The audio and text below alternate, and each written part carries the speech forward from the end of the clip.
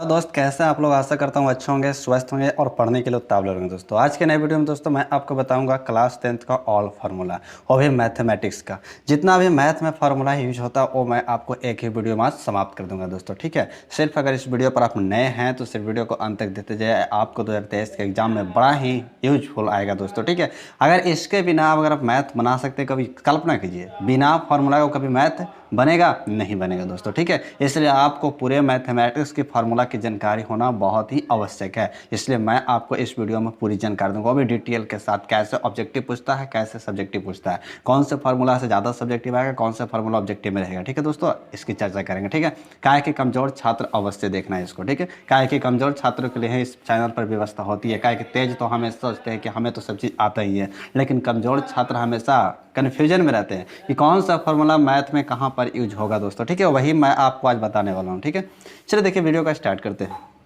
क्या है वो फार्मूला? ठीक है, देखिए यहाँ पर क्या लिखा है, गणित मैथमेटिक्स ऑल फार्मूला। ठीक है, यानी चैप्टर 1, चैप्टर वाइज चैप्टर हम देखते जाएंगे कौन कौन सा फार्मूला होता है। देखिए पहला फार्मूला पूछा यूक्लिड विभाजन। यूक्लिड विभाजन बराबर क्या होता है, तो देखिए मैं आपको बताता हूँ यूक्लिड विभाजन बराबर क्या होता है।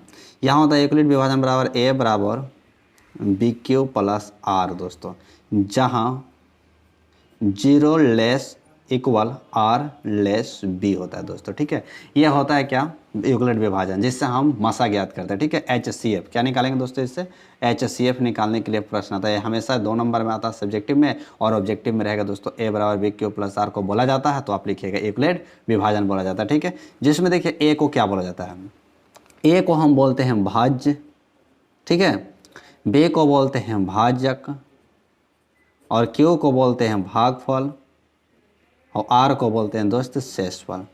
उम्मीद है कि आपको ये सभी जानकारियाँ अच्छी लगा होगा। ठीक है, आगे बढ़ते हैं। ठीक है, चैप्टर 1 में दोस्त इतना ही है। ठीक है, अब चैप्टर 2 की बात करते हैं। देखिए चैप्टर 2 के भी जितना है उसको मैंने ऑब्जेक्टिव के रूप में बना दिया आपको। ठीक है, देखिए चैप्टर 2 एक्सरसाइज 2.1, 2.2, 2.3 यानी बहुपद के बारे में हम बात करते हैं। इसमें द्विघात और त्रिघात और दोनों रहेगा दोस्तों। ठीक है, सबसे पहली बात आता है क्या कि द्विघात बहुपद में शून्यकों की संख्या कितना होता है। द्विघात बहुपद में शून्यकों की संख्या, तो दोस्तों जिसकी घात 2 होता है। ठीक है, देखिए हम इधर से लिख करके आपको बताते हैं अलग से पेज पर। एक द्विघात बहुपद की बात कर रहा ना, तो ax² plus bx plus c, जिसकी घात 2 होता है दोस्तों उसे वही क्या कहलाता है, द्विघात। तो इसकी शून्यक कितना होगा, 2, जितना घात रहेगा उतना ही इसका शून्यक कहलाता है। ठीक है, तो इसमें शून्यक की संख्या कितना हो जाएगा दोस्त, 2 हो जाएगा। ठीक है, समझ में आ रहा है ना आपको क्या बोल रहे हैं मैं आपको, इसमें शून्यक की संख्या कितना हो जाएगा दोस्तों, 2 हो जाएगा। अगले देखिए दूसरा में क्या कहता है कि द्विघात बहुपद में शून्यकों का योगफल, शून्यकों का योगफल दोस्तों यानी अल्फा प्लस बीटा बराबर फार्मूला क्या होता है, तो अल्फा प्लस बीटा, देखिए यानी अल्फा जोड़ बीटा, तो शून्यकों का योगफल बराबर होता है माइनस का बी बटा ए दोस्तों। ये फार्मूला बड़ा ही यूजफुल है। ठीक है, इससे आपको बहुपद ज्ञात करने के लिए बोलेगा। एक होता है दोस्तों अल्फा इंटू बीटा, जिसको होता है सी बटा ए दोस्तों। ठीक है, ये आपको याद रखना है। ये होता है शून्यकों का गुणनफल, ये होता है शून्यकों का योगफल दोस्तों। शून्यकों का योगफल है माइनस बी बटा ए, और गुणनफल में सी बटा ए, बटा में ए तो दोनों में रहेगा दोस्तों। ठीक है, यहाँ पर देखिए क्या बोला, द्विघात बहुपद शून्यकों का योगफल, तो योगफल बराबर क्या हो जाएगा, माइनस बी बटा ए हो जाएगा। ठीक है, यहाँ देखिए आगे बोलता है क्या कि द्विघात बहुपद में शून्यकों, लो भैया नाम लेते हैं, हाजिर हो गया आपका alpha into beta. Alpha into beta बराबर मैंने अभी आपको समझाया था सी बटा ए, गुणनफल बोलते तो सी बटा ए, और योगफल बोलता माइनस बी बटा ए बोलेगा। ठीक है, अब कह रहा है ना कि द्विघात बहुपद का व्यापक रूप होता है, तो अभी तो मैंने आपको समझाया था कि द्विघात बहुपद व्यापक रूप, देखिए ax² plus bx plus c, ये हुआ द्विघात बहुपद दोस्तों। ठीक है, बराबर 0 इसलिए नहीं कर रहे हैं क्या कि 0 करने के बाद वो समीकरण बन जाता है। ठीक है, तो समीकरण हमको नहीं बनाना, सिर्फ बहुपद है, तो ax² plus bx plus c, यही इसका क्या होता है दोस्त, व्यापक रूप होता है। ठीक है, चलिए अब हम चलते द्विघात बहुपद यानी बहुपद तो समझ लिया। इसमें एक रैखिक बहुपद होता है दोस्तों, जो लिखा नहीं गया इसमें। ठीक है, रैखिक बहुपद का जो घात होता है दोस्तों 1 होता है, यहाँ पर लिख लीजिए, थोड़ी सी जगह है यहाँ पर। रैखिक बहुपद की घात, ये भी क्वेश्चन आता है, ज़्यादातर यही आता है कि एक घात वाले बहुपद क्या कहलाता है, रैखिक बहुपद। रैखिक बहुपद की घात कितना होता है, 1 होता है दोस्तों। ठीक है, ये आपको लिख लेना है। ठीक है, अलग से पेज पे आप लिख लीजिएगा। चलिए अब हम ले चलते हैं आपको दूसरे पेज पर। ठीक है, चलिए त्रिघात बहुपद देखिए, त्रिघात बहुपद में क्या होता है, सबसे पहले तो हम जानेंगे कि त्रिघात बहुपद में शून्य की संख्या क्या होता है। ठीक है, त्रिघात बहुपद, तीन घात वाले बहुपद को हम क्या कहते हैं, त्रिघात बहुपद बोलते हैं। त्रिघात बहुपद में शून्य की संख्या कितना होता है दोस्तों, 3 होता है। ठीक है, याद रखिएगा जितनी घात बोलेगा उतना ही इसके शून्य की संख्या बोलेगा। एक घात वाले को रैखिक बहुपद कहते हैं, और 3 घात वाले बहुपद को त्रिघात, और 2 घात वाले बहुपद को क्या कहते हैं, द्विघात, और बाकी जितना घात रहेगा वो सब कहलाएगा बहुपद कहलाएगा दोस्तों। ठीक है, यहाँ देखिए कहता है त्रिघात बहुपद का व्यापक रूप लिखें। त्रिघात बहुपद का व्यापक रूप दोस्तों कुछ नहीं है, देखिए यहाँ पर ax² की जगह हम कर देंगे सिर्फ q। ठीक है, घटते क्रम इसको सजा देना है, bx² plus cx plus d, यही हो गया त्रिघात बहुपद का व्यापक रूप। देखिए है ना कि त्रिघात मतलब घात में 3, यहाँ से हो गया हमारा द्विघात है, यहाँ से हो गया त्रिघात। ठीक है, आगे बढ़ते हैं। त्रिघात बहुपद में शून्यकों का योगफल यानी अल्फा जोड़ बीटा जोड़ गामा। हाँ दोस्तों, इसको याद रखना है कि त्रिघात बहुपद के 3 शून्य कौन कौन होते हैं, पहला अल्फा, दूसरा बीटा, तीसरा गामा होता है। ठीक है, इसके बराबर क्या होता है, इसके बराबर भी दोस्तों -b/a ही होता है। ठीक है, अब तो आपको समझ में आएंगे होगा कि द्विघात बहुपद के शून्यकों का योगफल और त्रिघात बहुपद के शून्यकों का योगफल दोनों क्या होता है, सेम ही होता है। ठीक है, ये आगे बढ़ते हैं। कहता त्रिघात बहुपद में दो शून्यकों का गुणनफल का योगफल, दो शून्यकों का गुणनफल का योगफल कहने का मतलब क्या, यहाँ पर देखिए क्या बोल रहा है आपको, अल्फा बीटा यानी 2 शून्य को गुना करके योगफल करना है। यहाँ पे दोस्तों माइनस नहीं है, यहाँ पे प्लस होगा। ठीक है, चलिए यहाँ पे क्या हो जाएगा, यहाँ पर दोस्तों यहाँ पर c/a होता है। ठीक है, दो शून्यकों का गुणनफल का योगफल क्या होता है, c/a होता है। आगे बढ़ते हैं, फिर कहता है त्रिघात बहुपद में शून्यकों का गुणनफल यानी अल्फा गुना बीटा गुना गामा। ठीक है, तीनों को गुणनफल करेंगे तो क्या जाएगा, -d/a होता है। ठीक है, ये फार्मूला बड़ा ही यूजफुल है, ऑब्जेक्टिव में भी पूछा जाता है। ठीक है, और तक चलिए दोस्तों हमारे दूसरे चैप्टर का भी फार्मूला खत्म हो गया। ठीक है, जितना भी चैप्टर है मैं आपको सभी से फार्मूले निकाल कर आपको ऑब्जेक्टिव के रूप में बना दिया हूँ। ठीक है, आप देख सकते हैं यहाँ पर क्या आपको बोल रहा है, चैप्टर नंबर 3 यानी एक्सरसाइज 3.1, 3.2, 3.3, 3.4, 3.5, 3.6 जितना भी इसमें यूजफुल होगा सभी फार्मूलों को मैं आपको बताऊंगा। ठीक है, कहता 2 चर वाले रैखिक समीकरण के हल करने के कितने विधि होता है दोस्तों, 5 विधि होता है। आपको बताया था अगर आपकी जानकारी है तो 5 विधि। ठीक है, और वो 5 विधि कौन कौन है, तो पहला देखिए क्या होता है, पहला होता है विलोपन विधि। क्या होता है, विलोपन विधि। विलोपन विधि को हम या तो बोल सकते हैं लुप्तीकरण विधि, लुप्तीकरण विधि। ठीक है, लुप्तीकरण विधि बोलते हैं। ठीक है, दूसरा हम चलते हैं क्या, प्रतिस्थापन में चलते हैं। प्रतिस्थापन होता है क्या, तो दोस्तों प्रतिस्थापन विधि। ठीक है, ये बड़ा ही मोस्ट इंपॉर्टेंट, इसको VBI कर लीजिए, ये पूछता है आपसे। ठीक है, इस विधि से आपको मैथ पूछेगा। ठीक है, प्रतिस्थापन के बाद आता है अनुपात, अनुपात निर्णय विधि। ठीक है, निर्णय विधि। ठीक है, अनुपात निर्णय विधि। अगर ये सब पे अगर मैथ आपको पढ़ना है तो कमेंट कीजिए, मैं उस पर मैथ आपको बताऊंगा। ठीक है, अनुपात के बाद आता है तुल्यनात्मक, तुल्यनात्मक विधि। तुल्यनात्मक विधि है दोस्तों। ठीक है, उसके बाद आता है ब्रज गुणन, ब्रज गुणन विधि। ठीक है, ये भी आपसे पूछा जाता है ब्रज गुणन विधि। ठीक है, ब्रज गुणन विधि एक ये मान लीजिए VBI में और एक पहला वाला मान लीजिए VBI। ठीक है, ये तीनों से आपके प्रश्न 2-2 नंबर में पूछा जाता है। ठीक है, अब यहाँ हम बात करते हैं हलों की संख्या। हलों की संख्या कहता है 2 चर वाले रैखिक समीकरण में अनुपातों की तुलना करके हमको हल की संख्या ज्ञात करना है। देखिए यहाँ पे अनुपात क्या कहता है, a1/a2 बराबर नॉट b1/b2। इस स्थिति में अगर समीकरण का हल प्राप्त होता है तो इसको हम क्या बोलेंगे, सबसे पहले तो दोस्तों हम इसको बोलेंगे एक हल। क्या बोलेंगे, एक हल। ठीक है, दूसरा में ये कोई विरोध नहीं करेगा तो इसको बोलेंगे अविरोधी। क्या बोलेंगे, अविरोधी। ठीक है, तीसरा तो इसको हम बोल सकते हैं तो मेन रूप से इसका संगत। ये आपसे पूछता है कि संगत हल है तो इसको ग्राफ विधि से हल कीजिए। ठीक है, संगत हो गया। इसको तो आप बोल सकते हैं प्रतिच्छेदी। ठीक है, प्रतिच्छेदी। ठीक है दोस्तों, इन 4 नाम से इस समीकरण को हम जानते हैं यानी अनुपात को जानते हैं। ठीक है, अगले अनुपात है क्या, a1/a2 बराबर b1/b2 बराबर नॉट c1/c2 यानी अंत में काटेगा बराबर को, तो इसका कोई हल नहीं होगा। सबसे पहला जानिएगा मेन रूप से कोई हल नहीं। ठीक है, दूसरा में तो समांतर, जैसे रेल की पटरियां वाला बनाते थे इसी अनुपात की तुलना से बनता है। ठीक है, समांतर। इसको क्या बोलेंगे, असंगत। ये कभी संगत हो ही नहीं सकता है। ठीक है, जब तक हल नहीं निकले तब तक संगत ये नहीं होगा। ठीक है, और इसको हम विरोधी यानी रोकने वाला होता है, ये विरोध करता है। ठीक है, चलिए हमारे दूसरे अनुपात भी क्लियर हुआ। तीसरा अनुपात क्या कहता है, a1/a2 बराबर b1/b2 बराबर c1/c2 यानी एक बार भी अगर अनुपात को नहीं काटेगा तो क्या हलों की संख्या क्या होता है दोस्तों, इसके हलों की संख्या क्या होता है, अनंत होता है। क्या होता है, अनंत। या तो हम इसको अनगिनत के नाम से भी जानते हैं, अनगिनत। अनगिनत और अनंत एक ही है। इसको तो पहले बोलेंगे संगत, क्या कि हल की संख्या तो संगत कराएगा, ठीक है। यह समपाती भी कहलाता है, समझ रहे हैं ना, समपाती, या तो आप इसको आश्रित भी बोल सकते हैं, ठीक है। चलिए दोस्तों, हमें हलों की संख्या भी प्राप्त हो गई। चलिए, इस तरह से हमारा दो चर रैखिक समीकरण भी क्लियर हुआ। अब हम चलेंगे तीसरा चैप्टर की तरफ, चौथे चैप्टर की ओर चलते हैं। देखिए, ग्राफ के लिए मूल रूप से हमको पहले इसको जानना होगा, चौथे चैप्टर बाद में चलेंगे, ठीक है। पहले ग्राफ जानते हैं, ठीक है। इसको बोलते हैं एक्स अक्ष, ऊपर वाले को बोलते हैं वाई अक्ष बोलते हैं, ठीक है। देखिए, इसका एक क्या कहते हैं, इसको हम मूल बिंदु कहते हैं दोस्तों। क्या बोलते हैं? मूल बिंदु, ठीक है। मूल बिंदु जहाँ पे दो रेखाएं आपस में काटती है, ठीक है। ये होता है प्रथम चतुर्थांश, ये होता है आपका द्वितीय चतुर्थांश, ये हो गया आपका तृतीय चतुर्थांश, ये हो गया चतुर्थ चतुर्थांश, ठीक है। ये प्रथम चतुर्थांश हमेशा दोस्तों होता है प्लस प्लस, ये क्या होता है? प्लस माइनस प्लस होता है दोस्तों, ठीक है। क्या कि एक्स वाला पहले लिखा था और वाई वाला बाद में लिखा था, ठीक है। ये दोनों होता है माइनस और माइनस होता है, ठीक है। और ये होता है आपका प्लस, उसके बाद होता है माइनस। ये ज़्यादातर आपसे पूछा जाता है, ठीक है। चलिए, इसके ऑब्जेक्टिव कितना बनता है वो भी हम देख लेते हैं।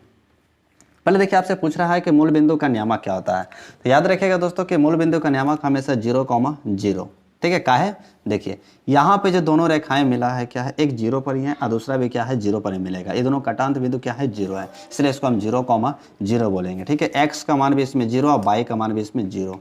फिर कहता है एक्स को बोला जाता है, तो एक्स को भुज बोलते हैं दोस्तों, ठीक है। ये बड़ा ही क्वेश्चन पूछता है आपसे ऑब्जेक्टिव में कि एक्स को बोला जाता है भुज, और वाई को क्या बोलते हैं दोस्तों? कोटि बोलते हैं, ठीक है। सबसे पहले बिंदु लिखते समय क्या होता है? एक्स पहले लिखा था, कोटि बाद में लिखा था, ठीक है। उसके बाद देखिए, कहता प्रथम चतुर्थांश में क्या होता था। अभी प्रथम चतुर्थांश में आपको दिखाते हैं क्या हुआ था? प्लस प्लस हुआ था। क्या होता दोस्तों? प्लस प्लस हुआ था। तो यहाँ पर लिख लेंगे हम ब्रैकेट करके प्लस प्लस। द्वितीय चतुर्थांश की बात करते हैं, द्वितीय में होता है पहले क्या होता है दोस्तों? माइनस, फिर उसके बाद क्या होता है? प्लस होता है। तृतीय चतुर्थांश की बात करते हैं, दोनों क्या होता है दोस्तों? माइनस ही होता है, ठीक है। चतुर्थ में बात करें तो पहले प्लस उसके बाद माइनस, ठीक है। आपको समझ में आया होगा, ठीक है। पहले प्लस उसके बाद माइनस। देखिए, यहाँ पर सब मैंने लिख दिया था आपको लिए, आपको ताकि परेशानी ना हो, है ना। चलिए, अब आप हमारा तीसरा चैप्टर पूरी तरह से समाप्त हो गया फार्मूला से। अब हम आते हैं एक्सरसाइज 4 पे, ठीक है। एक्सरसाइज 4 के लिए देखते हैं। एक्सरसाइज 4 देखिए क्या कहता है? द्विघात समीकरण। सबसे पहले आपसे पूछा कि द्विघात समीकरण का व्यापक रूप क्या होता है। हाँ, तो यहाँ पर समझिए क्या है द्विघात समीकरण का। ax² plus bx plus c, यहाँ तक तो हमारा द्विघात बहुपद है, ठीक है। जैसे इस पे बराबर 0 लगा दिया, हमारा द्विघात समीकरण हो गया, ठीक है। ये इसका व्यापक रूप हो गया, ठीक है दोस्तों। आगे बढ़ते हैं। द्विघात समीकरण विवेचक डी, विवेचक डी करने का मतलब सर, ठीक है। विवेचक डी इसको जब तक नहीं पता होगा तो विवेचक डी करने का मतलब क्या? b² माइनस 4ac, यहाँ पे माइनस है तो b² माइनस 4ac होता है, ठीक है। अब द्विघाती सूत्र, यानी द्विघाती सूत्र x के रूप में दे लेते हैं, x के रूप में लिखेंगे, y के रूप में है तो y के रूप में, z के रूप में z के, यानी जिस रूप में दिलेगा उस रूप में लिखेंगे। x के लिए क्या लिखेंगे? -b प्लस माइनस √d/2a होता है। अब √d पूछ रहे हैं तो विवेचक d कहते हैं इसको। d से विवेचक को किसी d से सूचित करते हैं, ठीक है, इसलिए, ठीक है। एक इसमें पता चल जाएगा आपका, ठीक है। उसी तरीके से आपका हो गया। चलिए, अब दूसरे पेज पे ले चलते हैं। इस पे तो इतना। चलिए देखिए, मूलों की प्रकृति पे बात करते हैं, ठीक है। अभी चौथा चैप्टर समाप्त नहीं हुआ। देखिए, मूलों की प्रकृति दूसरे पेज में क्या कर रहा है, ये बड़ा इंपॉर्टेंट है दोस्तों, ठीक है। कहता है विवेचक डी में अगर बराबर में 0 आ जाए उसका मान तो क्या होगा। तो जैसे बराबर में 0 आता है विवेचक डी का मान, तो हम कहेंगे मूल क्या है? वास्तविक है। क्या दोस्त? वास्तविक और समान होगा, बराबर होगा, क्या होगा? समान, वास्तविक और समान कहलाता है, ठीक है। यदि b² माइनस 4ac का मान 0 से बड़ा हो जाए, यानी इसका विवेचक d से मान क्या हो जाएगा? बड़ा हो जाएगा, तो क्या आएगा? वास्तविक तो कहलाएगा, वास्तविक होगा लेकिन असमान होगा, वास्तविक और असमान। क्या कि 0 है तो समान, लेकिन 0 से जैसे बड़ा आ गया तो असमान, ठीक है। यदि b² माइनस 4ac का मान 0 से छोटा हो जाए, 0 से क्या हो जाए दोस्तों? छोटा हो जाए, तो क्या कहेंगे? सॉरी दोस्तों, इसमें क्या होगा? अवास्तविक होगा, ठीक है। ये देखिए, 0 से कह रहा है कि विवेचक डी का मान 0 से क्या हो जाए? छोटा हो जाए। यहाँ पे समझिए, इधर का बड़ा यानी 0 बड़ा होगा, इसका मान क्या होता है? छोटा, तो ये हो जाएगा अवास्तविक। अवास्तविक यानी कहने का मतलब इसमें सिर्फ अवास्तविक, यानी तो इसमें मूल कोई पता नहीं चलेगा, यानी इसका माइनस में मानेगा, ठीक है। b² माइनस 4ac बराबर 0, यानी कहने का मतलब 0 का मान 0 से होगा क्या? b² माइनस 4ac का मान बड़ा होगा, तो क्या आएगा? अवास्तविक नहीं, इसमें वास्तविक होगा। क्या होगा? वास्तविक तो होगा और असमान होगा। कैसा होगा? असमान। कोई प्रॉब्लम होगा दोस्तों तो आप कमेंट कर सकते हैं, फिर से रिप्लाई दूंगा मैं आपको, ठीक है। चलिए देखिए, हम 5वां चैप्टर की ओर चलते हैं। अब 5वां चैप्टर भी बड़ा इंपॉर्टेंट है, समांतर श्रेणी, ठीक है। समांतर श्रेणी के पहले प्रश्न कहता है ऑब्जेक्टिव के रूप में कि पदों की संख्या को सूचित किया जाता है। क्या प्रश्न पूछा है? पदों की संख्या को सूचित हमेशा n से करते हैं, संख्या हमेशा n होता ही है दोस्तों, ठीक है। फिर कहता है अंतिम पद को सूचित करेंगे। ये लो अंतिम पद, जैसे कहता है 20वां पद याद कीजिए, 30वां पद याद कीजिए, उसको क्या करेंगे? तो बस इसको याद रखिएगा दोस्तों, tn या तो an या तो l, ये तीनों होता है। तीनों में से आप ऐसा देखिएगा तो समझिए कि अंतिम पद हमको दिया गया है, ठीक है। चलिए, समांतर श्रेणी में पदों का योगफल को सूचित किया जाता है। पदों का योगफल यानी कहता 10 पदों का योगफल ज्ञात कीजिए, 20 पदों का योगफल ज्ञात कीजिए, उसको याद रखिए हमेशा SN से सूचित करेंगे, ठीक है। आगे बढ़ते हैं। आगे कहता है कि प्रथम पद को सूचित किया जाता है। याद रखिए प्रथम पद को हमेशा A से, किससे? S से, ठीक है। सार्वधातुक को सूचित किया जाता है तो D से। सार्वधातुक को किससे करेंगे दोस्तों? D से, ठीक है। उसके बाद कहता है समांतर श्रेणी के लगातार 3 पदों को लिखें। तो बस लगातार 3 पद बोला तो बस पहला पद A1, दूसरा पद A2, तीसरा पद A3, डॉट डॉट डॉट इसी तरह से चलता हुआ चल जाएगा दोस्तों, ठीक है। फिर कहता है लगातार 2 पदों का अंतर क्या कहलाता है? ये लो, लगातार 2 पदों का अंतर क्या कहलाता है दोस्त? सार्वधातुक। अंतर जैसे आगे तो समझिए सार्वधातुक कहलाएगा, सार्वधातुक। आई होप आपको समझ में आ रहा होगा ना। सार्वधातुक D का सूत्र कहता है, अभी तो बोल लगातार 2 पदों का अंतर घटा दीजिए, A2 माइनस A1, अगले में से पिछला घटेगा, फिर पिछला में से अगला घटेगा, अगला निकालेंगे तो हम क्या हो जाएगा? A3 माइनस A2, ठीक है। इसी तरह से सार्वधातुक निकलता है, ठीक है। इसको आप ध्यान नहीं दीजिएगा, सिर्फ यहाँ पे ध्यान दीजिए A2 माइनस A1। लगातार 2 पदों का जब चेक करना रहे कि क्या कोई श्रेणी समांतर श्रेणी में है या नहीं, तो लगाइएगा ये फार्मूला को आप, ठीक है। आगे बात करते हैं। अगला कहता है अंतिम पद यानी TN AN AL का सूत्र क्या होता है? TN AN L का सूत्र क्या होता है? तो याद रखिएगा दोस्तों, इसका सूत्र होता है A plus n-1 into D होता है। यही इसका क्या होता है? सूत्र होता है, ठीक है। पदों का योगफल की बात करते हैं। पदों का योगफल का SN बराबर होता है n/2 into 2a plus n-1 into D होता है। ये इसका सूत्र हुआ। फिर कहता है कि यदि अंतिम पद दिया रहे, यानी पद अंतिम है जो दिया रहे, तो पदों का योगफल बराबर सूत्र क्या होगा? तो बड़ा ही सिंपल है, सिर्फ n/2 का n/2 लिख देंगे और अंतिम पद को an या तो L या तो TN, ठीक है, और प्लस में कर देंगे हम दोस्तों यहाँ पर A, ठीक है। यही इसका हो जाएगा अंतिम पद दिया हो रहेगा, तब सूत्र हो जाएगा, ठीक है। ये TN है, कन्फ्यूजन मत कीजिएगा, TN है, और ये L है आपका IAN है, ठीक है। कन्फ्यूजन नहीं होना चाहिए दोस्तों, ठीक है। चलिए अब आपको अगले पेज ले चलते हैं। चलिए, हमारा AP भी समाप्त हुआ, अब हम चलेंगे 5वां चैप्टर तो समाप्त हो, 6ठे चैप्टर की और 6ठे पेज पर। चलिए देखिए, 6ठे चैप्टर से आपसे ज़्यादा प्रश्नों को तो नहीं पूछा जाता, लेकिन आपको 2 नंबर में प्रश्न पूछा जाता है कि 2 शर्तों को जिक्र करें जिनसे त्रिभुज समरूप हो, है ना। अब वाकई तो सब्जेक्टिव पूछता ही है दोस्तों, ठीक है, उसमें आपको करना है तो मैथ तो बनाना ही पड़ेगा। लेकिन ज़्यादातर हिंदी के रूप में आपसे पूछता है कि 2 शर्तों को जिक्र करें जिससे त्रिभुज का समरूप हो। तो त्रिभुज समरूप होने के लिए दोस्तों सबसे पहले क्या होना चाहिए? उनकी संगत कोण क्या होना चाहिए? बराबर होने चाहिए। लिख लेंगे पहला नंबर में कि संगत कोण बराबर होना चाहिए। संगत कोण क्या होना चाहिए? बराबर होना चाहिए, संगत कोण बराबर हो। दूसरा क्या होता है? संगत भुजाएं बराबर हो। संगत भुजाएं भी क्या होना चाहिए? बराबर हो। संगत भुजाएं भी क्या होना चाहिए दोस्तों? बराबर हो। यही 2 शर्त था, ठीक है। आगे देखिए क्या कहता है, पाइथागोरस प्रमेय, यानी पाइथागोरस प्रमेय दोस्तों कर्ण का वर्ग क्या होता है? कर्ण का वर्ग बराबर लंब का वर्ग जोड़ आधार का वर्ग होता है। क्या होता है? आधार का वर्ग, ठीक है। इसके बाद बोलता है थेल्स प्रमेय। थेल्स प्रमेय देखिए यहाँ पर होता है, मैं आपको फिगर से थोड़ी सी समझाने का प्रयास करता हूँ, आप समझिएगा इसको, ठीक है। यहाँ से एक रेखा है E और D करता है, ठीक है, A B और C, इसका आधा का बटा और इसका आधा का बटा दोनों क्या होता है? बराबर होता है। यानी कह सकते हैं कि AD बटा BE बराबर AE होगा दोस्तों। यहाँ पर AE और AD हो जाएगा इधर, और इधर हो जाएगा CD। ये ही कहलाता हमारा थेल्स प्रमेय कहलाता है, ठीक है। चलिए, चैप्टर 6 भी हमारी समाप्त हुआ। चैप्टर 7 की बात करते हैं, ठीक है।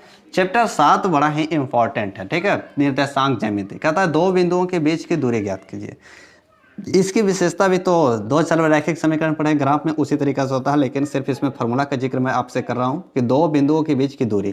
तो सिंपल सी बात है दोस्तों, याद रखिएगा यहाँ पर रूट के अंदर x2 घटाओ x1 का होल स्क्वायर प्लस y2 घटाओ y1 का होल स्क्वायर। x2 और y1 और y2 क्या है दोस्तों? तो ये भुज और कोटि है, ठीक है। यहाँ पर देखिए जैसे कि मध्य बिंदु का नियामक आपसे पूछा, तो मध्य बिंदु का नियामक क्या होता है? x1 प्लस x2 बटा 2 कॉमा y1 प्लस y2/2 ये होता है मध्य बिंदु का नियामक। अब कहता है विभाजन सूत्र, ठीक है। तो विभाजन सूत्र भी ज़्यादा ही खास नहीं है। देखिए कहता है mx1 प्लस nx2/m+n। ये जब 2:3 सम त्रिभाजित वाले जब क्वेश्चन आएगा तब इसका प्रयोग होता है। फिर होता है m/2 + n/1/m+n होता है दोस्तों, ठीक है। आई होप आपको समझ में आ रहा होगा, ठीक है। कहता है मूल बिंदु से दूरी का सूत्र, तो ये भी बड़ा इंपॉर्टेंट, ये ऑब्जेक्टिव के लिए है, ठीक है। इसका होता है मूल बिंदु से दूरी, एक ही सूत्र होता है x2 का होल स्क्वायर प्लस y2 का होल स्क्वायर। यही होता आपका, सॉरी यहाँ पे x1 और y1 का होल स्क्वायर होता है, ठीक है। x1 और y1 एक ही बिंदु तो दिया हो रहेगा आपको, ठीक है। दूसरा देखिए कहता है त्रिभुज का क्षेत्रफल। त्रिभुज का क्षेत्रफल बड़ा ही ईजी है, 1/2 into x1 into y2 minus y3। फिर x2 की बात करें तो y3 minus y1 plus x3 गुना में रहेगा, फिर हो जाएगा y1 माइनस y2। इसकी कोड मैं आपको देता हूँ, ठीक है। सबसे पहले तो 123 इंटू करके आप दीजिएगा क्या, 23 31 12, इतना आप याद रखिएगा, एक कोड है इसका, ठीक है दोस्तों। कैसे 1 2 3 कहने का मतलब देखिए x1 x2 x3, ठीक है। 23 कहने का मतलब क्या, y2 माइनस y3। 31 कहने का मतलब y3 माइनस y1। 12 कहने का मतलब क्या दोस्तों, y1 माइनस y2, ठीक है। आई होप आपको समझ में आया होगा कोड। अच्छा लगा तो कमेंट कीजिए कि हाँ सर अच्छा लगा, ठीक है। चलिए अब ले चलता हूँ आपको अगले पेज पर, ठीक है। चलिए देखिए चैप्टर नंबर 8 की बात करते हैं। चैप्टर नंबर 8 इसमें क्या कहता है आपको, सबसे पहले देखिए त्रिकोणमिति का परिचय आपको ज्ञात करना। 8.1 से लेकर 8.3 8.4 तक के होता है दोस्तों, इसमें एक छूट गया है, ठीक है। और 9.1 भी जानेंगे त्रिकोणमिति ऊंचाई एवं दूरी के बारे में भी। सबसे पहले इस त्रिभुज को आप समझिए, है ना। त्रिभुज से संबंधित सूत्र को हमको जानना था, इस त्रिभुज को पहले समझना आपको जरूरी है, ठीक है। ये बड़ी वाली भुजा कहलाता है कर्ण, जिसको हम सूचित करते हैं एच से। किससे करेंगे, एच से। नीचे जिस पे त्रिभुज खड़ा है, ठीक है, इसको हम लोग बोलते हैं आधार। क्या बोलते हैं, आधार, जिसको हम सूचित करेंगे बी से। किससे करेंगे, बी से। जो लंब नियत खड़ा है उसको हम बोलेंगे लंब, खड़ा है जिसको लंबे बोलेंगे, इसको हम सूचित करते हैं पी से दोस्तों, ठीक है। अब देखिए साइन थीटा की फार्मूला बता, साइन थीटा बराबर होता है p/h। कहने का मतलब दोस्त लंब बटा कर्ण, लंब बटा कर्ण। जिन छात्रों को इंग्लिश में समझ में नहीं है तो हिंदी में लिख देता हूँ, ठीक है। कौशिक इसका देखिए सिर्फ उल्टा होता है, h ऊपर चल जाएगा p इधर, यानी कहने का मतलब कर्ण है जो दोस्तों क्या जाएगा ऊपर और लंब हो जाएगा नीचे, ठीक है। कॉस थीटा बराबर क्या होता है, b/h होता है, b/h होता है, ठीक है। यानी कहने का मतलब आधार बटा कर्ण, आधार बटा कर्ण होता है, ठीक है। अब इसको देखिए सेक इसका उल्टा होता है, यानी कॉस का उल्टा सेक होता है, h/b, ठीक है। यानी कर्ण जाएगा ऊपर और आधार आएगा नीचे, ठीक है। उसके बाद देखिए tan थीटा बराबर p/b, कहने का मतलब लंब बटा आधार, लंब बटा आधार, लंब बटा आधार दोस्तों, ठीक है। थोड़ा सा नहीं लौक रहा होगा, ठीक है। अब देखिए यहाँ पर आपको साफा दिखाई दिया होगा, ठीक है। क्षमा करना दोस्तों, थोड़ा सा मिस्टेक हो गया था, नहीं दिखाई दिया आपको ना। चलिए ठीक है। कॉट बराबर क्या होता है, b/p होता है। b कहने का मतलब दोस्तों आधार, क्या होता है, आधार, आधार बटा क्या होता है, लंब होता है, आधार बटा लंब होता है। चलिए दोस्तों ठीक है, देखिए आपको फिर से यहाँ पे समझा देता हूँ आपको क्या कहता है यहाँ पे, ठीक है। साइन का उल्टा क्या होता है, कॉस। यहाँ से आप याद रखिएगा ये इसका उल्टा होता है, ठीक है, और ये इसका उल्टा होता है, और ये इसका उल्टा होता है, एक दूसरे पर क्या है, विपरीत है। यहाँ पर देखिए ना, आपको याद करना साइन, फिर कॉस और फिर टैन, बस ऑटोमेटिक इसको पलट दीजिए। साइन का क्या p/h था, कॉसेक इसका उल्टा h/p, ठीक है। कॉस का देखिए क्या है b/h, तो इसका सेक का क्या है h/b। टैन क्या है p/b, तो इसका हो जाएगा b/p, ठीक है। समझ में आया होगा आपको, ठीक। आगे बढ़ते, अब परिवर्तन का प्रश्न आता है, ठीक है, यानी कि परिवर्तन वाले फार्मूला त्रिकोणमिति। ये इसमें स्टूडेंट बड़ा ही कन्फ्यूजन करते हैं, लेकिन इसमें भी मैं आपको बताता हूँ, ठीक है। देखिए साइन 90 माइनस थीटा की बात करें तो सिर्फ याद रखें साइन का उल्टा क्या होता है, कॉस थीटा होता है। कॉस की बात करें तो बस साइन थीटा लिख देना है आपको, ठीक है। और सेक 90 माइनस थीटा की बात करें तो क्या हो जाएगा, कॉसेक, ठीक है, कॉसेक थीटा। और कॉसेक का उल्टा सेक, एक दूसरे पर ये भी डिपेंड है, ठीक है। टैन थीटा की बात करें तो कॉट थीटा, और कॉट की बात करें तो टैन थीटा, ठीक है। आई होप आपको समझ में आएगा। देखिए यहाँ पर साइन का उल्टा कॉस, कॉस का उल्टा साइन, सेक के उल्टा कॉस सेक, और देखिए यहाँ पे कॉस सेक उल्टा सेक, टैन का उल्टा कॉट, कॉट का उल्टा टैन, ठीक है। चलिए यहाँ पर भी अब ले चलता हूँ आपको दूसरे पे, जो मोस्ट इंपॉर्टेंट त्रिकोणमिति का फॉर्मूला उस पर मैं आपको ले चलता हूँ। चलिए देखिए इंपॉर्टेंट त्रिकोणमितीय सूत्र है, इंपॉर्टेंट यानी पहले साइन थीटा बराबर चलते हैं। साइन थीटा बराबर क्या होता है, तो साइन थीटा बराबर दोस्तों यहाँ पर हो जाएगा यहाँ पे देखिए हम लिखता हूँ एक ऐसे रूट के अंदर 1 माइनस कॉस स्क्वायर थीटा होता है, ठीक है। इसको मैं समझाऊंगा कैसे होता है। यहाँ पे देखिए कॉस बराबर लिखेंगे तो बस इसका ही उल्टा 1 माइनस साइन स्क्वायर थीटा। कुछ करना थोड़े है, साइन पूछे तो अंदर में स्क्वायर होकर कॉस रहेगा, फिर देखिए यहाँ पे कॉस पूछता तो रूट के अंदर क्या होगा, साइन का वर्ग हो जाएगा, ठीक है। यहाँ देखिए मोस्ट इंपॉर्टेंट ये है, sign square theta plus cos square theta बराबर कितना होता है 1। यही से हम 2 फार्मूला को बनाएंगे। कैसे बनेगा देखिए ना, 4 फार्मूला मैं आपको बताता हूँ। सबसे पहले तो हम साइन स्क्वायर थीटा बराबर निकालेंगे, ठीक है। इधर देखिए कॉस स्क्वायर थीटा क्या प्लस में पड़ जाएगा तो माइनस में, तो 1 माइनस क्या हो गया कॉस स्क्वायर थीटा। अब इससे आप सिर्फ साइन थीटा बराबर निकाल लीजिए, इधर वर्ग है पड़ जाएगा तो रूट हो जाएगा, यानी 1 माइनस कॉस स्क्वायर थीटा। देखिए दोस्तों यहाँ पर ये है साइन बराबर आ गया, ठीक है। उसी तरीका से आप इसमें कर सकते हैं कॉस स्क्वायर थीटा। कॉस देखिए इधर पटे साइन प्लस में पड़ जाएगा तो साइन माइनस में हो जाएगा, 1 माइनस साइन स्क्वायर थीटा, ठीक है। अब इससे सिर्फ आपको कॉस निकालना तो कॉस निकालिए, रूट अंदर चल जाएगा, इधर root 1 minus sine square theta. देखिए 4 फार्मूला हुआ। इस तरीके से आप प्रैक्टिस कीजिएगा तो आप कभी भूलिएगा नहीं। tan थीटा की बात करें तो tan थीटा बराबर क्या होता है, साइन थीटा बटा कॉस थीटा होता है दोस्तों, ठीक है। और भी होता है tan थीटा बराबर, लेकिन मेन रूप से ये फार्मूला को आपको याद रखना है कि tan थीटा बराबर साइन थीटा बटा कॉस थीटा होता है, ठीक है। अगर कोई प्रॉब्लम है तो वीडियो को फिर से अभी क्या करते हैं उसको दोस्तों स्किप करके देख लीजिएगा, ठीक है, पीछे जा करके, तो आपको समझ में आ जाएगा। चलिए यहाँ से आगे देखिए, मोस्ट इंपॉर्टेंट और भी आता है आपको। पहले तो सेक थीटा की बात करें, sec square theta minus tan square theta का मान कितना होता है दोस्तों 1। ये आपसे ऑब्जेक्टिव में पूछा जाता है कि sec square theta minus tan square theta का मान कितना होता है, ठीक है। यहाँ से आप देखिए पहले निकालेंगे सेक स्क्वायर थीटा तो क्या हो जाएगा, इधर देखिए ten square theta plus minus में ऊपर जाएगा तो क्या हो जाएगा प्लस में, तो 1 प्लस क्या हो जाएगा दोस्तों यहाँ पर टेन स्क्वायर थीटा। अब इससे हम सिर्फ सेक थीटा का मान निकालते हैं तो इधर स्क्वायर इधर आएगा तो किस में जाएगा रूट में, 1 plus ten square theta. 2 formula हो गए, 4 फार्मूला बनाएंगे हम, ठीक है। अब देखिए टेन को हम ले चलेंगे ऊपर, एक को ले आएंगे पे, टेन स्क्वायर थीटा बराबर में निकलेगा। यहाँ पे देखिए टेन स्क्वायर थीटा बराबर क्या हो जाएगा, वहाँ पर सेक स्क्वायर थीटा इधर एक प्लस में पड़ेगा तो माइनस में हो जाएगा दोस्तों, ठीक है। यहाँ पे देखिए tan थीटा की बात करें सिर्फ तो यहाँ स्क्वायर इधर आएगा तो किस में हो जाएगा रूट में हो जाएगा, यानी सेक स्क्वायर थीटा माइनस 1, ठीक है। इससे भी 4 फार्मूला और इससे भी हम निकाल सकते हैं 4 फार्मूला निकालेंगे, ठीक है। कैसे निकलेगा तो देखिए यहाँ पर सबसे पहले तो हम निकालेंगे कोसेक स्क्वायर थीटा बराबर, इधर पटिए माइनस का कॉट स्क्वायर थीटा है तो इधर जाएगा तो प्लस का जाएगा, लेकिन यहाँ पे सबसे पहले याद रखना हमको कि cosec square theta minus cot square theta का मान कितना होता है 1 होता है, तब फार्मूला का निर्माण होगा। अब देखिए निर्माण हो जाएगा तो 1 प्लस कॉट स्क्वायर थीटा हुआ कि नहीं, इधर माइनस में ऊपर गया तो प्लस में हुआ। अब इससे आप निकाल सकते हैं सिर्फ कोसेक थीटा बराबर, तो इधर स्क्वायर है तो पटे क्या हो जाएगा रूट हो जाएगा, तो 1 प्लस कॉट स्क्वायर थीटा, ठीक है।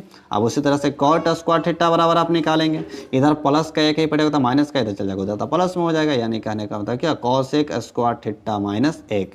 अब कॉट थीटा बराबर आपको निकालना है तो बस इधर क्या कर देना है आपको रूट कर देना है, कि इधर स्क्वायर ऊपर जाएगा तो रूट हो जाएगा, यानी कोसेक स्क्वायर थीटा माइनस का 1 हो जाएगा दोस्तों, ठीक है। आई होप आपको ये फार्मूला समझ में आया होगा, ठीक है। तो चलिए यहाँ पे लिखते हैं कॉट थीटा बराबर था, कॉट थीटा बराबर कुछ ज़्यादा सोचना नहीं है, बस कॉस थीटा बटा साइन थीटा, बस इसका उल्टा। साइन tan थीटा की बात करें तो साइन ऊपर और कॉस नीचे, कॉट की बात करें तो कॉस ऊपर और साइन नीचे, ठीक है। यहाँ पे देखिए यहाँ पे मज़ेदार फार्मूला आपसे बनेगा, ठीक है। साइन थीटा क्या होता है, साइन थीटा देखिए यहाँ पे गुना के रूप में sine theta into cosec theta, तो इधर गुना से इधर जाता तो भाग में होता है, यानी 1 बटा कॉसेक थीटा आपसे बनेगा, ठीक है। और यहाँ पे क्या हो जाएगा फिर कॉसेक थीटा बराबर निकालेंगे तो बॉस कुछ नहीं करना, साइन आ जाएगा नीचे बटा में साइन थीटा। चलिए दोस्तों ये परिवर्तन का ही फार्मूला था, ठीक है। अब यहाँ पे आपसे एक मान पूछा जा रहा है कि cos theta into sec theta बराबर कितना होता है 1 दोस्तों, ठीक है। तो इससे भी आप 2 फार्मूला निकाल सकते हैं। कैसे निकालेंगे, जिस तरह से मैंने साइन से निकाल के आपको बताया उसी तरीका से आप बता सकते हैं कॉस या सेक से। तो आपको इसको पता है तो आप इसको कमेंट करेंगे दोस्तों। मैं चलता हूँ नेक्स्ट प्रश्न पर, ठीक है। कहता है tan theta into cot theta का मान इसका भी 1 होता है, इससे भी आप 2 फार्मूला देखिए मैं बनाता हूँ आपसे। tan थीटा क्या है, इधर गुना में है कॉट तो इधर चल जाएगा तो भागा में, तो 1 बटा कॉट थीटा। दूसरी फार्मूला निकालेंगे हम कॉट थीटा बराबर तो 1 बटा tan थीटा। ये कैसे हो रहा है तो आपको यहाँ पे समझना है कैसे हुआ, क्या कि गुना भी पड़ेगा तो भाग में हो जाएगा, ठीक है। यही करिए उसमें था। चलिए हमारा 8.4 तक तो दोस्तों खत्म हो गया। अब हमारा थोड़ा सा चैप्टर 9 आता है जिसको बोलते हैं हाइट एंड डिस्टेंस, यानी कहने का मतलब ऊंचाई व दूरी दोस्तों, ठीक है। अब नमन कोण बनता है तो कहाँ बनता है, अब नमन कोण हमेशा दोस्तों ऊपर बनता है। कहाँ बनता है, ऊपर। देखते हैं ऊपर होके तो वही हमारा अब नमन कोण। उन्नयन कोण कहाँ बनता है तो नीचे बनता है। ये प्रश्न अक्सर ऑब्जेक्टिव में पूछा जाता है, अवर शायद हो सके पूछ सकता है दोस्तों, ठीक है। तो याद रखिएगा अवनमन कोण और उन्नयन कोण क्या होता है, एक दूसरे के बराबर होता है। क्या कि उसका सोल्यूशन तो दोनों एक तरफ नीचे यहाँ कर ही होता है। ठीक है, चलिए दोस्तों, मैंने आपको 8 चैप्टर तक त्रिकोणमितीय फार्मूला तक क्लियर किया। बाकी जो चैप्टर बच रहा है उसका अगले पेज पर मैं ले चलता हूँ आपको कि अगला पेज में क्या सा फार्मूला आएगा। चलिए दोस्तों, देखिए चैप्टर नंबर 12 आ गया। चैप्टर 12 कहने का मतलब एक्सरसाइज 12.1, 12.2, 12.3 के पूरे जानकारी आपको देंगे। ठीक है, वही फार्मूला के रूप में दे रहा हूँ आपको। ठीक है, यहाँ पर देखिए क्या है, ये है ना, इसको हम बोलते हैं क्या, वृत्त बोलते हैं। क्या बोलते हैं, वृत्तों से संबंधित क्षेत्रफल तो जानना तो जरूरी है। ठीक है, ये इसके क्या कहलाता है दोस्त, त्रिज्या। ठीक है, और ये पूरी रेखा जो केंद्र से होकर गुजरता है उसको हम क्या कहते हैं, व्यास कहते हैं। क्या कहते हैं, व्यास। और ये जो बिना केंद्र से गुजरा हुआ रेखा उसको हम लोग जीवा के नाम देते हैं। क्या कहते हैं, जीवा। ठीक है, और इसके ऊपरी वाले भाग जब बाढ़ लगाने की बात आता है अति में क्वेश्चन में दोस्तों, ठीक है, तो उसको हम क्या कहते हैं, परिधि बोलते हैं। ठीक है, और अंदर वाले भाग जो बचल उसको हम क्या बोलते हैं, क्षेत्रफल बोलते हैं। ठीक है, इसके मैं एक अलग से वीडियो बना दिया हूँ, उसको आप देख सकते हैं, इसी चैनल पर आपको मिल जाएगा। ठीक है, यहाँ देखिए अब बात करता है एक यहाँ पे त्रिज्या खंड की बात आता है। देखिए त्रिज्या के द्वारा हुआ खंड, यही त्रिज्या के द्वारा हमारा क्या है, खंड है। तो क्या इसको हम बोलेंगे त्रिज्या खंड। क्या बोलेंगे, त्रिज्या खंड दोस्तों। ठीक है, और ये यहाँ से यहाँ तक जो है इसको हम बोलते हैं चाप। क्या बोलते हैं, चाप। ठीक है, और ये देखिए जीवा के द्वारा जो खंड होता है उसको हम बोलते हैं वृत्त का खंड। क्या बोलते हैं, वृत्त खंड। एक होता है लघु वृत्त खंड, एक होता है दीर्घ वृत्त खंड। एक लघु त्रिज्य खंड, एक दीर्घ त्रिज्य खंड दोस्तों। ठीक है, यहाँ पे फॉर्मूला से हम समझ लेंगे। ठीक है, सबसे पहले तो बात करते हैं कि वृत्त का क्षेत्रफल क्या होता है। तो वृत्त का क्षेत्रफल दोस्त पाई आर स्क्वायर होता है। ठीक है, ये पाई क्या है, तो एक अचर राशि है, और क्या तो त्रिज्या है। वृत्त की परिधि यानी परिमिति क्या होता है, तो 2 पाई आर। ठीक है, अब कहते हैं वृत्त का व्यास। व्यास क्या होता है दोस्तों, त्रिज्या का 2 गुना, यानी 2 गुना त्रिज्या हो जाएगा यहाँ पर। ठीक है, जहाँ आर क्या है, तो आर बराबर को हम बोल सकते हैं त्रिज्या दोस्तों। ठीक है, डी का मतलब होता है व्यास से।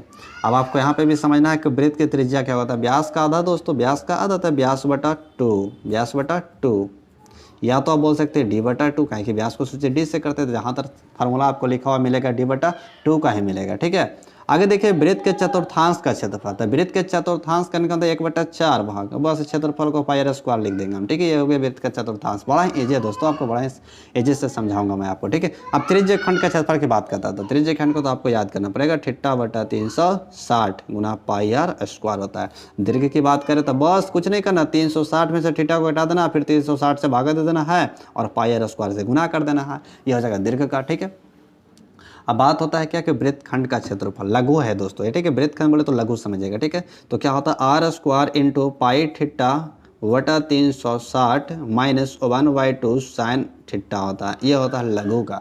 अब दीर्घ की बात करें तो बस कुछ नहीं करना है, 2 pi R minus R square into pi theta बटा 360 माइनस 1/2 साइन थीटा दोस्तों। ठीक है, ये इसकी फार्मूला होता है। ठीक है, चलिए हमारा चैप्टर नंबर 12 भी क्या हो गया, समाप्त हो गया। अब चैप्टर 13 की बात करते हैं। देखिए चैप्टर 13 क्या है, बेलन शंकु गोला के बारे में। ठीक है, सबसे पहले बात आता है कि बेलन का आयतन। इसका भी मैंने एक अलग से वीडियो बना दिया है, उस पर भी आप विस्तार रूप से देख सकते हैं कि बेलन क्या है, गोला क्या है, शंकु क्या है। ठीक है, तो फार्मूला हम इस पर बात करते हैं सिर्फ। तो बेलन का आयतन होता है दोस्तों पाई आर स्क्वायर एच होता है। ठीक है, एच क्या है तो ऊंचाई, आर क्या त्रिज्या, पाई एक अचर राशि है। बेलन का वक्र पृष्ठ की बात करें तो बस 2 पाई आर एच होता है। ठीक है, बेलन के संपूर्ण पृष्ठ 2 पाई आर इंटू आर का जोड़ एच सी यानी त्रिज्या प्लस ऊंचाई होता है। ठीक है, बेलन के आधार का क्षेत्रफल था, बेलन का आधार दोस्तों वृत्ताकार होता है, इसलिए वृत्त का क्षेत्रफल लगा देंगे पाई आर स्क्वायर। चलिए दोस्तों, आई होप आपको बेलन समझ में आया होगा। अब बात करते हैं हम शंकु की। चलिए दूसरे पेज पे ले चलते हैं आप। चलिए दोस्त, शंकु आ गया आपका। ठीक है, शंकु, सबसे पहले शंकु के आयतन की बात करते हैं। तो शंकु का आयतन क्या होता है, 1/3 पाई आर स्क्वायर एच होता है।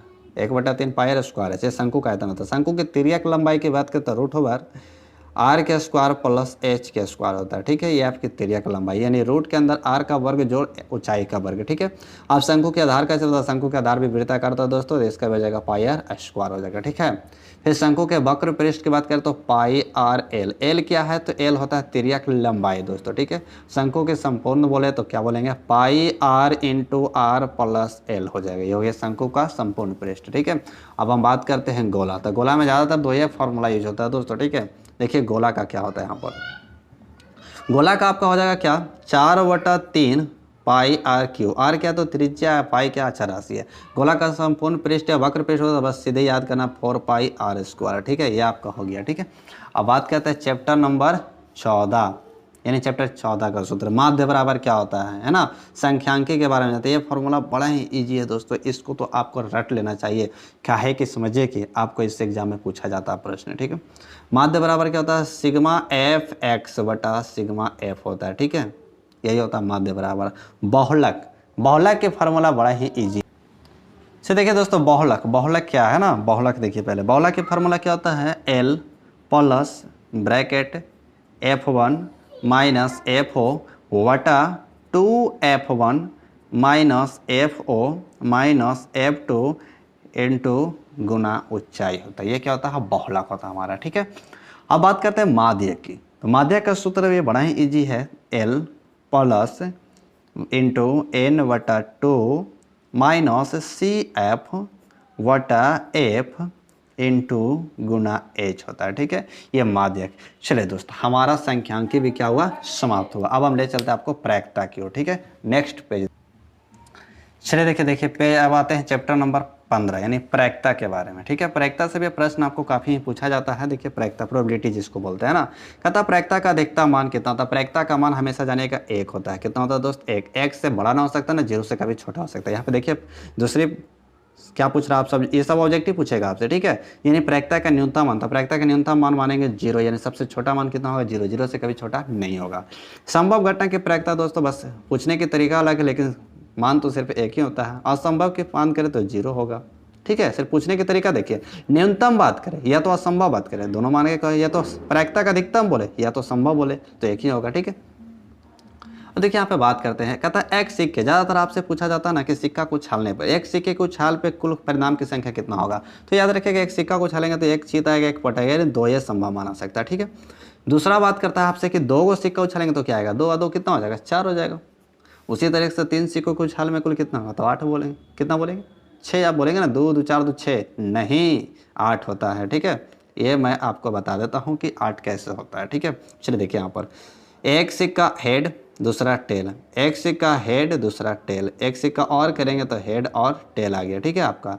अब ये तीनों को अगर एक बार देखिए, सबसे पहले H से गुना करेंगे और T से गुना करेंगे, दोनों में तो 4 को प्राप्त होगा। अब 4 को हम 2 से और गुना करेंगे तो 4 दूनी कितना हो गया दोस्तों, 8 हो गया, ठीक है। इसका विस्तार पूर्वक मैं प्रायिकता जब पढ़ाऊंगा तब मैं आपको बताऊंगा, ठीक है।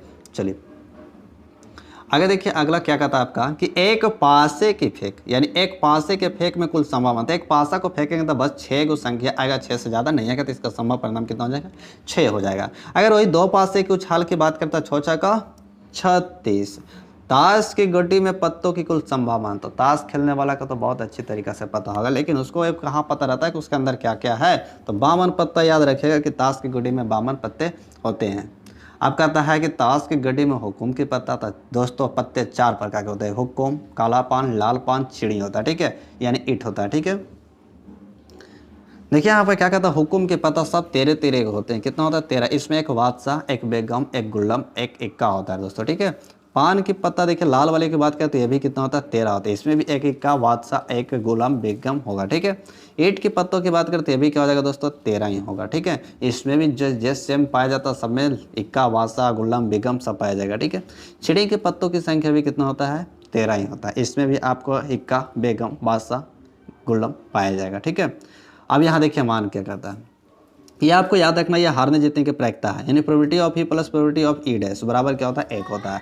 अगर इससे हमको निकालने का है कि प्रोबेबिलिटी ऑफ ई बराबर क्या होगा, तो बस कुछ नहीं करना, 1 को 1 इधर लिख देना। इधर देखिए क्या है, ई वाला निकालने वाला, तो ये इधर प्लस में पड़ जाएगा, तो किस में हो जाएगा, माइनस में हो जाएगा, तो minus probability of E dash हो जाएगा, ठीक है। ये इसके फार्मूला ये हो गया क्या, जीतने की। अब बोलता है हारने की, तो हारने की क्या होगा, तो 1 माइनस प्रोबेबिलिटी ऑफ ई। देखिए इसका निकालने में तो इसको हम ऊपर भेज देंगे, ठीक है।